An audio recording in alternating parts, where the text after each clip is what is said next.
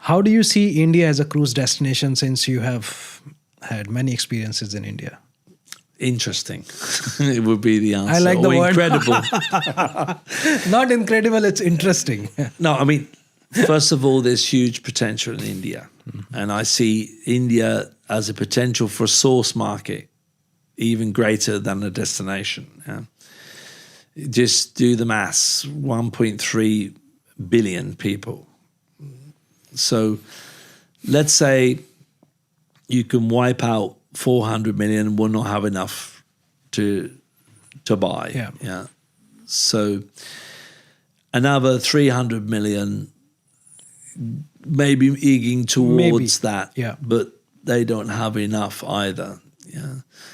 Then you've got only 600 million, which is more than the US. Now, from that 600 million, 300 million needs a microloan to go on a cruise, to be honest. A microloan or some sort of financial support to get on the loan. And maybe that's not easy to get now.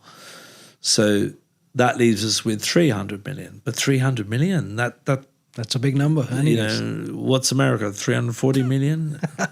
And only 11, there are about 33 million people cruise. So if you've got a source market, let's half the 300 million, say you've got 150 million really can cruise, you know, they can cruise tomorrow. Yeah. 150 million is a huge market. True. So if we get the cruise buzz going in India, then that can work, you know, worldwide. And then the future of cruising, you know, and the source market of cruising could be Asia. Because from the 33 million, about half of that is North American at the moment. So we need Indians to cruise and we need to get the bug. So I helped from an advisory capacity, the first cruise line that opened domestically, which is Jalesh Cruises. Jalesh Cruises, I was there at the beginning. Well. Yeah. Karnika was the name. Karnika, yes. We were the agents and we were helping, and I was also doing the shore excursions, the ground handling. And, you know, operationally it was a success, but the passenger numbers were not high enough to sustain it. And there was a lot of learning curves internally with Jalesh. And they've gone ahead now with Cordiella, which is working. Yeah. You know, it's working. And now they've got a plan for more ships. Okay. And the CEO, Jürgen Bailon, he knows what he's doing. He's a great man. And I think that this will succeed and others will enter that market. Follow, yeah. And as a destination for international cruising, it's complex. Really? Yes. It's the port costs themselves are okay. But you have this tax on consumables, which is very high. You know, it's a huge barrier to cruising. And by the time you've paid all of that, and it's a self-assessment, it's difficult for cruise lines to break even. Yeah, even break even in Indian coasts. When they call it Indian coast, well, Indian coastal cruising, but even international cruising, difficult to break even.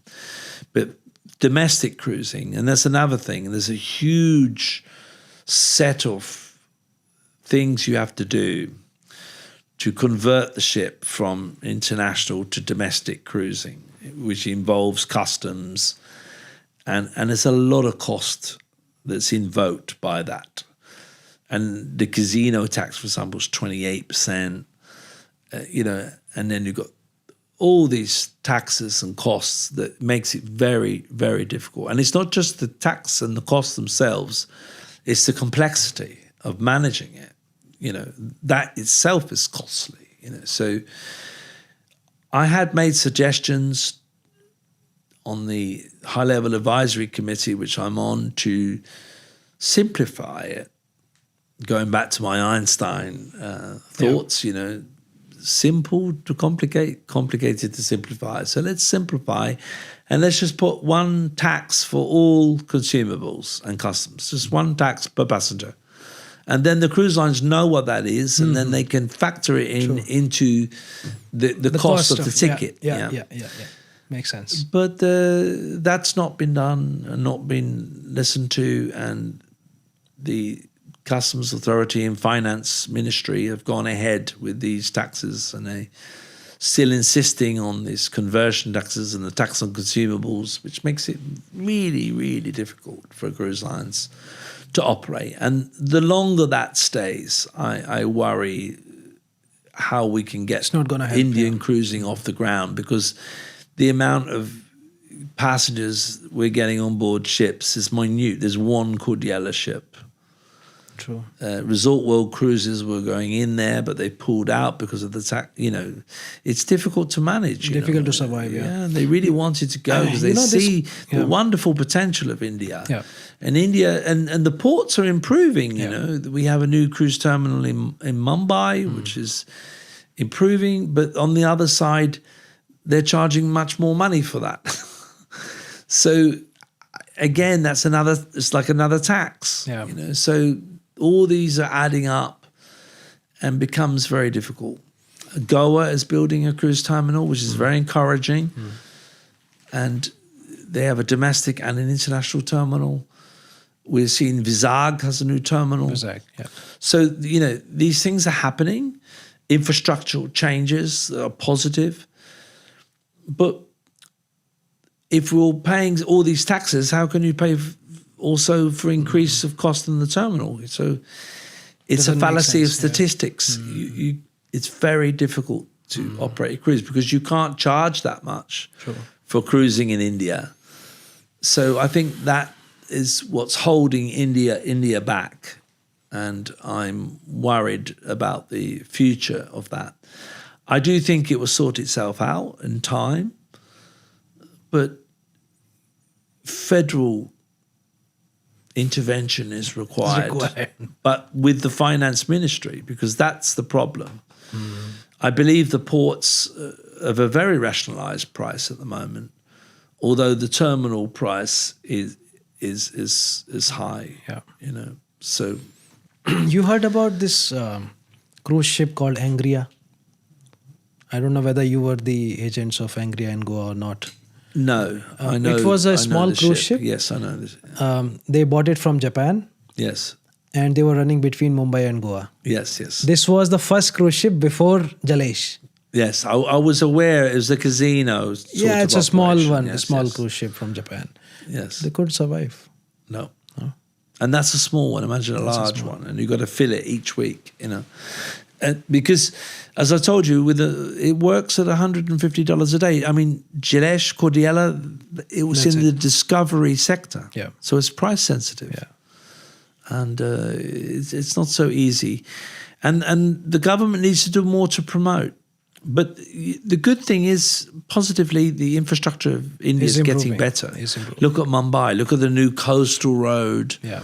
Look at all the different things that are happening Yeah. in India. I went back to Mumbai recently. I was there in January, and it took me 45 minutes to get from the airport to Marine Drive, which was 2 hours at one point. Yeah, true. It has reduced. 45 minutes. I was shocked.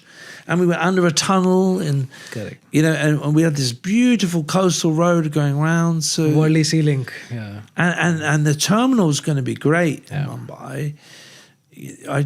We need to rationalise the pricing a little bit, but I think that will be fine. But these taxes, GST, and also they charge GST on the ticket sales as well. So it's on every corner you're paying this GST, on the fuel for consumption, every Coca-Cola, even when it's sailing in international waters, it's considered coastal cruising. So so you're talking about the international cruises sailing in Indian coast also paying those taxes? yes, they still pay the tax on consumables. And it's huge, and even when they're sailing in international waters, it's not considered because you're going from one Indian port to the other. So you have to pay.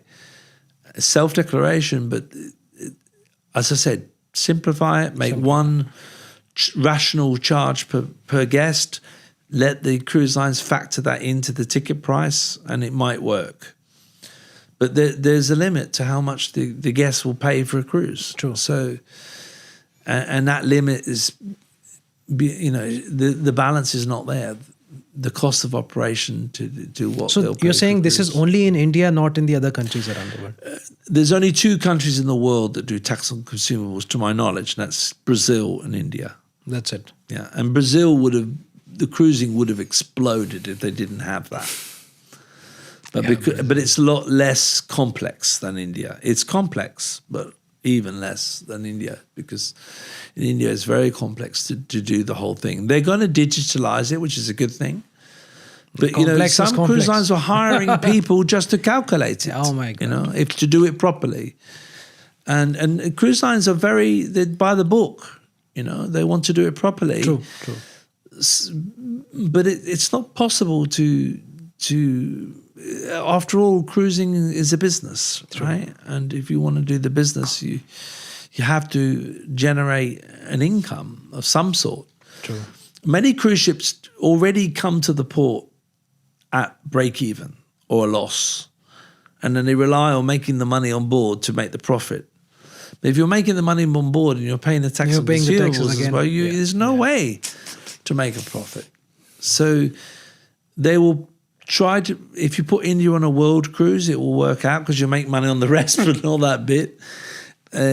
But regular cruising, very difficult. Very difficult. My hat's off to Cordiella for keeping it going. Surviving.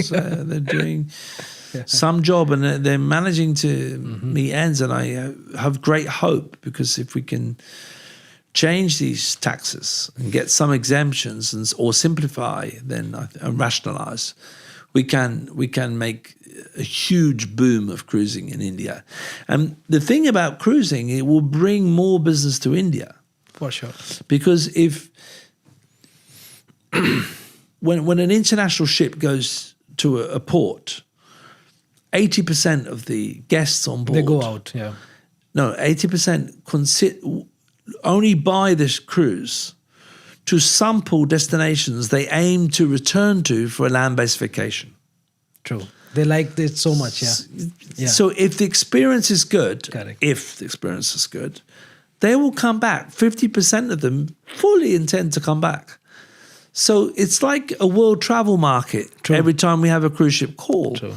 And you could generate, it'd be a catalyst for generating all this tourism in the future to the destination. So if India understood how to capitalize on cruising, it would, highly benefit many other tourism streams of business, from adventure to discovery to medical tourism to. And it would also help real estate if you were allowed to buy real estate. It could help buying a business in India, doing business in India, because it's all about Opportunity awareness. is huge. Yeah. So You just but have at to the realize, moment we're losing because the amount of calls you have is insignificant to what it should be. Correct. And that's a shame. That's a real shame to see. I hope this podcast reaches to right people in government. May it go viral in India, maybe please. they should And I will be the first, because I love India. Yeah. And I do think India is incredible, by the way, in more ways than one. And I love India, and I've lived in India. Yeah. So I hope that the right people here, because this is it's very important. Such potential that is completely untapped. Yeah. And if you have a knife in your arm, you can take away the bleeding. You can stop the pain, but you still have a knife in your arm. And the knife in your arm here is the taxes that's applied by the Ministry of Finance. It's too much.